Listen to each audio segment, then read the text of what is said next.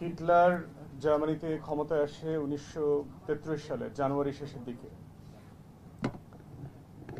এবং একই বছর ইংল্যান্ডের দুইটা টপ ইউনিভার্সিটিতে এটা নিয়ে ব্যাপক তর্ক বিতর্ক হয়।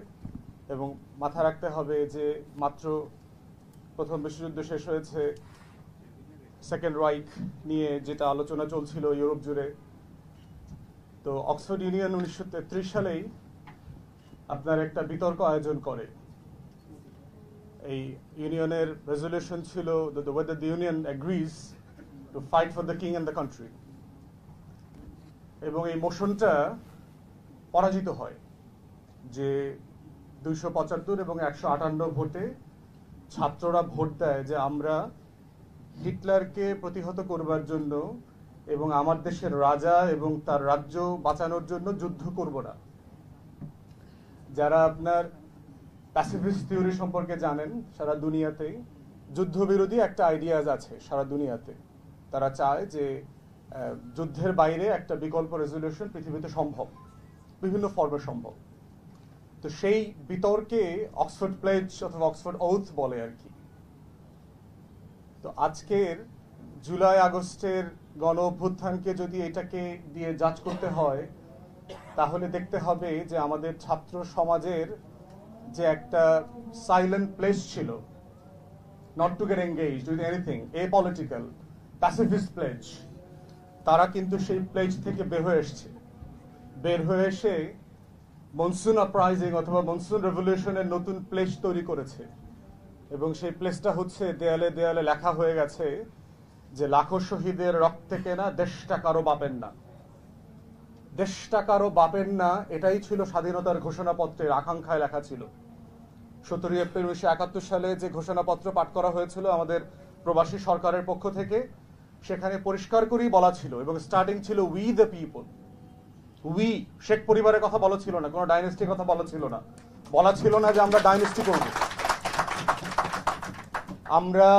আমরা এমিরাতস করব, আমরা কিংডম করব, হিজ অর হাজ এক্সেলেন্সিজ XYZ তৈরি করব, এটা বলা ছিল না। বলা ছিল রিপাবলিক করব, উই দ্য পিপল। এবং উই দ্য পিপলটা কারা? তখনকার 71-এর 7.5 কোটি, আজকের 20 কোটি 22 কোটি সবাই মিলে উই দ্য পিপল। তো কেন ছাত্র সমাজকে আবার নতুন করে একটা মনসুন আপরাইজিং এ আসতে হলো? হাজার হাজার মানুষ তো জীবন দিয়েছিলেন, বারবার দিয়েছেন, বারবার রাস্তায় এসছে। বাংলাদেশের ইতিহাসের সবচেয়ে জনপ্রিয় দুজন প্রেসিডেন্টকে অ্যাসাসিন করা হয়েছে। বারবার কেন করতে হয়েছে এটাতে? এটার মধ্যে কথা বোঝার মধ্যে হচ্ছে আজকের টাইটেলের সিগনিফিকেন্স, যে why we are here and why you organize and hosting the event. সেটা হচ্ছে যে ফেইলিয়রটা বোঝা দরকার আমাদের ফার্স্ট, যে আমাদের ফার্স্ট রিপাবলিক ফেল করলো কোথায়, প্লেজটা কোথায় ছিল। ফার্স্ট প্লেজ ছিল, যারা ডিক্লারেশন অফ ইন্ডিপেন্ডেন্স পড়েছেন ওখানে দেখবেন যে ডিভোর্স সেটেলমেন্ট লেখা ছিল প্রথম দিয়ে, ফার্স্ট সেকশনে ছিল। ওয়ারাজ যেহেতু পাকিস্তান রাষ্ট্র আমাদের সাথে কৃত ওয়াদা রক্ষা করে নাই, যেহেতু পাকিস্তান রাষ্ট্র পশ্চিম এবং পূর্বের মধ্যে সমতা বিধান করতে পারে নাই, যেহেতু পাকিস্তান রাষ্ট্র বৈষম্য কায়েম করেছে, যেহেতু পাকিস্তান রাষ্ট্র শাসক গোষ্ঠী গণতান্ত্রিক পন্থায় ক্ষমতা হস্তান্তর করতে পারে না, এরকম লম্বা রেজলিউশন আছে ওয়ারাজ দিয়ে। সেহেতু উই দ্য পিপল, আমরা ইলেক্টেড রিপ্রেজেন্টেটিভের পক্ষ থেকে বলছি and propose করছি to propose a forming an independent free democratic nation, যেটার নাম হবে পিপলস রিপাবলিক অফ বাংলাদেশ। সেই রিপাবলিকটা কোথায়? 72-এর সংবিধানে দেখেন, সংবিধানে বলা হচ্ছে যে পূর্ব পাকিস্তান বলিয়া যাহা পরিচিত ছিল, উহাই এখন বাংলাদেশ বলিয়া পরিচিত হইবে, এবং যে সকল জনগোষ্ঠী এখানে বসবাস করেন তাহারা বাঙালি বলিয়া পরিচিত হইবেন। যুদ্ধের সময় তো আপনি বলেন নাই, চাকমারা তো যুদ্ধ করতে গেছে, ওদেরকে তো যুদ্ধের ময়দান থেকে ফিরাইয়া দেন নাই, তুমি তো বাঙালি না, তুমি যুদ্ধ করতে পারবে না। উর্দুভাষী বিহারিরা তো যুদ্ধ করতে গেছে, ওদেরকে তো ফিরাইয়া দেন নাই এটা বলে যে তুমি তো উর্দুভাষী, তুমি তো বিহারি, তুমি তো বাঙালি না। তাহলে যুদ্ধের সময় আপনি যাদের রক্তকে সমান বলে বুলেটের সামনে, স্নাইপারের সামনে, গুলির সামনে, পুলিশ র্যাবের সামনে দিয়ে দিলেন, তাকে আজকে আপনি পাবলিক বিশ্ববিদ্যালয়, প্রাইভেট বিশ্ববিদ্যালয়, মাদ্রাসা, অমাদ্রাসা, শিক্ষিত, অশিক্ষিত, এই যে ডাইকটমিগুলো দেখেছি, এই ডাইকটমির নাটক আমরা 72-এও দেখেছি। যে যে কারণে রিপাবলিক ফেইলিওর হয়েছে, ওই হিস্ট্রি যদি আমরা রিকল না করি, রিভিজিট না করি, 24-এর মনসুন রেভলিউশন আবার ফেল করবে। ইয়াং জেনারেল যারা আছেন এখানে, my friends and colleagues generals, that must be understood very clearly why the First Republic had failed, because that the essence that the Second Republic should not be allowed to fail, সেই জায়গাটা fail করেছে আমাদের। দ্বিতীয়ত কি দেখেন, আমাদের ঘোষণাপত্রে বলা ছিল যে রাষ্ট্রটা কিভাবে চলবে, পরিষ্কার করে বলা ছিল যে এই ঘোষণাপত্রের উপরে ভিত্তি করে যুদ্ধটা, লড়াইটা হয়েছিল, যে this country should be governed by the three glorious principles of equality, human dignity and social justice, সাম্য, মানবিক মর্যাদা এবং সামাজিক সুবিচার। কিন্তু আমাদের কনস্টিটিউশন যেটা হয়েছে 72-এর সংবিধান, সেই সংবিধানে দেখেন আপনি জাতিগোষ্ঠীকে বললেন বাঙালি, তাহলে অবাঙালিদের প্রতি কি সাম্য হলো? শেখ মুজিব সকল পাহাড়ি জনগোষ্ঠীকে, চাকমাদেরকে বলল তোরা বাঙালি হয়ে গেলেই তো হয়, ল্যাটা ছুটে যায়। এটা কত অপমানজনক একটা জাতিগোষ্ঠীর জন্য। ধরেন আপনি একজন মুসলমানকে বলছেন তুমি হিন্দু হয়ে গেলেই তো হয়, গরু গোশত খাওয়ার দরকার কি? আপনি হিন্দুকে বলছেন তুই মুসলমান হয়ে গেলেই তো পারিস, এত ঝই ঝামেলার দরকার কি? তুই আর মাইনরিটি কলঙ্ক নিয়ে ঘুরতে হইল না। চাকমাকে বলছেন বাঙালি হয়ে যেতে, উর্দুভাষী বিহারীকে বলছেন তুই বাঙালি হয়ে যা। জাতিসত্তার পরিচয়কে কেন আমরা হোল্ড করতে পারছি না? এই যে অপর তৈরি করা এবং অপরকে নাই করে দেওয়ার যে এক্সক্লুশনিস্ট আইডিয়াস, এই আইডিয়াস গুলো আমরা 24-এও দেখতে পাচ্ছি, জুলাই আগস্টের পরই দেখতে পাচ্ছি।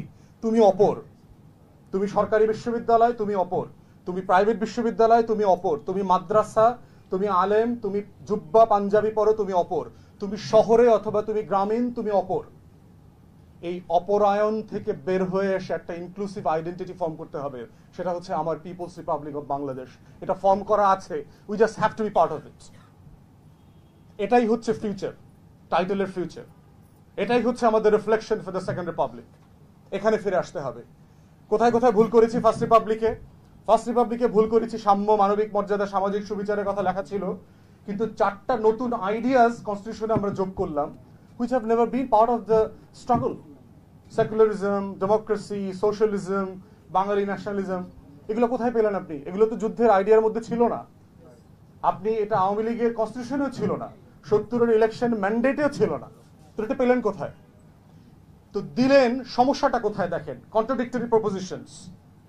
আপনি বলছেন ডেমোক্রেসির কথা, তো ডেমোক্রেসি মানে কি? ডেমোক্রেসির সাথে একটা উদার পুঁজিবাদী অর্থনীতির সম্পর্ক আছে।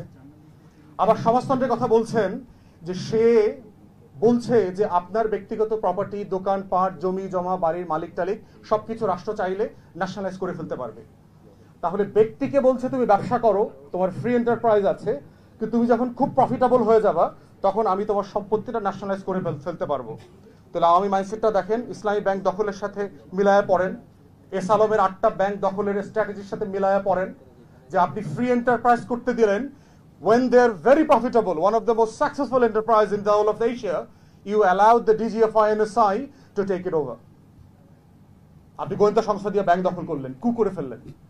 তাহলে ওই যে 72-এর মাইন্ডসেট, যে আমি কিভাবে ডেমোক্রেসি, সোশ্যালিজম, সেকুলারিজমের এই কপচা দিয়ে আমি যাচ্ছে তাই করতে পারবো। আপনি গণতন্ত্র রাখলেন, তো গণতন্ত্র দিয়ে কি করেছেন? 73-এর মার্কা নির্বাচন করেছেন, যেখানে জাসদের 30,000 প্লাস লোককে হত্যা করতে হয়েছে। 7টা সিট, শেখ মুজিবের মতো নেতা 7টা সিট ছেড়েছে মাত্র, তার 100 সিট ছাড়ার মতো উদারতা ছিল না। How could be the father of nation? এতটুকু জেনারসিটি জান নাই যে this is my people, this is my nation, I would sacrifice all of the seats in your favour. তখন না আপনি ফাদার অফ নেশন হবেন। 7টা সিট জিতছে মাত্র, পিটায়া পাটায়া। 73-এ ডাকসু নির্বাচন হয়েছে, ডাকসুর মানে ব্যালট বক্স পর্যন্ত ছাত্রলীগের পলাপান নিয়ে আসছে, দখল করে নিয়ে আসছে, আওয়ামী লীগের অফিসে এনে কাউন্ট করছে, কাউন্ট করে গুনছে। তাহলে আপনি গণতন্ত্র রাখছেন এবং গণতন্ত্রের মডেলটা কি দিচ্ছেন? 73-এর মডেল। আবার সমাজতন্ত্র রাখছেন, সমাজতন্ত্র রাইখা মস্কোর মডেলে বাকশাল কায়েম করছেন।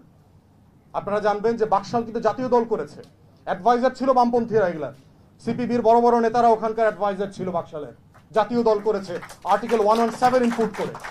সেটা দিয়ে কি করেছেন? আপনি একদলীয় শাসন কায়েম করেছেন through 4th amendment to the constitution. তাহলে আমার আকাঙ্ক্ষাপত্র রিপাবলিকের প্রত্যেকটার সাথে আপনি গাদ্দারি করলেন, বেইমানি করলেন। এই যে হাজার হাজার লক্ষ লক্ষ মানুষ যুদ্ধ করলো, রক্ত দিল, এর সাথে যে বেইমানির ইতিহাস, এই বেইমানের ইতিহাস যদি আমাদের তরুণরা ইয়াংরা নতুন করে না বোঝে না পাঠ করে, তাহলে জুলাইয়ের যে মনসুন রেভলিউশন আছে এটাও আবার বেইমানিতে পর্যবেসিত হবে। This is why the history repeats, this is how the Hitlers in different names and different eras come back. এটাই হয়, হাসিনা হয়ে হিটলার ফিরে আসে বারবার, শেখ মুজিব হয়ে হিটলার বারবার ফিরে আসে, ফ্যাসিবাদের আকারে ফিরে আসে, নাৎসিবাদের আকারে ফিরে আসে, বাকশালের আকারে ফিরে আসে। তাই ফিউচারের রিফ্লেকশন হচ্ছে অতীতকে কানেক্ট করতে হবে। First Republic is dead and dusted, first constitution of the 1972 is dead and dusted. এই নেশনকে মনসুন রেভলিউশনের আকাঙ্ক্ষাকে ধারণ করে, আমাদের স্বাধীনতার যে আকাঙ্ক্ষাপত্র ছিল সেটাকে ধারণ করে নতুন করে এই রাষ্ট্রকে ডিফাইন করতে হবে। এই নতুন রাষ্ট্র হইতে হবে সবার, এখানে কোনো অপরায়ণ থাকবে না, এই ভূখণ্ডের সবাই এখানকার ইকুয়াল সিটিজেনশিপ। এটাই হচ্ছে ফিউচারের পলিটিক্স। সবাইকে অসংখ্য ধন্যবাদ। সালাম আলাইকুম।